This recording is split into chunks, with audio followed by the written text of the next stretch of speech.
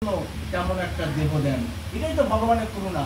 কারণ ভোগ ছাড়া আমরা যতটুকু অন্যায় পাপ কর্ম করেছি সেটা যতক্ষণ ভোগ শেষ না হবে ততক্ষণ আমরা সেই ধামে যেতে পারবো না। তাই ভগবান কৃপা করে আমরা হয়তো ভাবি আমার এত টাকা দুঃখ, আমার উনি এত সুখী, হ্যাঁ এত টাকা পয়সা, আমি এত দুঃখী। দুঃখ যত ভাববেন আমার আগের জন্মে বা আমার পাপের ফল ক্ষয় হচ্ছে, পাপের ফল ক্ষয় হচ্ছে। তাই ভগবান বলেছেন অর্জুন তুমি কর্ম করতে থাকো আর সেই মনে মনে সেই পুরুষোত্তম খোঁজার চেষ্টা করো, সেই পুরুষোত্তমকে খোঁজো। যেহেতু সর্বাণি কর্মাণি মই সর্বনাৎসমৎপরা অনন্য নৈবেন জগন মাম ধ্যানন্তু পাশতে তেষাম অহং সমুদ্ধত্ত মৃত্যু সংসার সাগর ভবামি ন চিরাৎ পার্থ ময়্যা বেশিত চেতস্যাম। ভগবান বলেছেন দেখেন, যেহেতু সর্বাণি কর্মাণি ময়ি, ভগবানকে লাভ করার রাস্তা ভগবান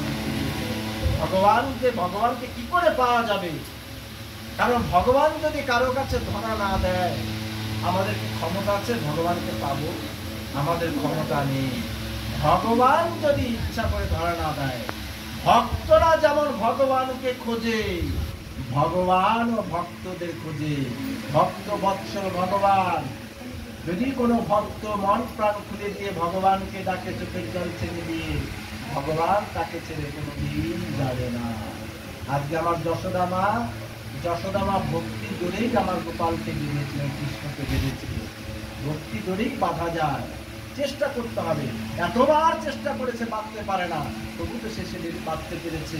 ভক্তির দ্বারা ভক্তি যখন এগিয়ে যাবে আর ভগবান করুণা করে নেমে আসবে, তখনই তো ভগবানকে বাধা যাবে। তাই ভক্তরা যেমন ভগবানকে খোঁজে, ভগবানও ভক্তকে পাওয়ার জন্য তাকিয়ে থাকে।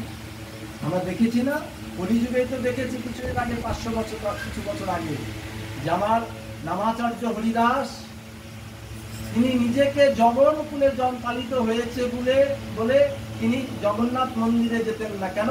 নিজেকে দেখেন কতটা দীন ভাবতেন, কতটা কাঙাল ভাবতেন নামাচার্য হরিদাস।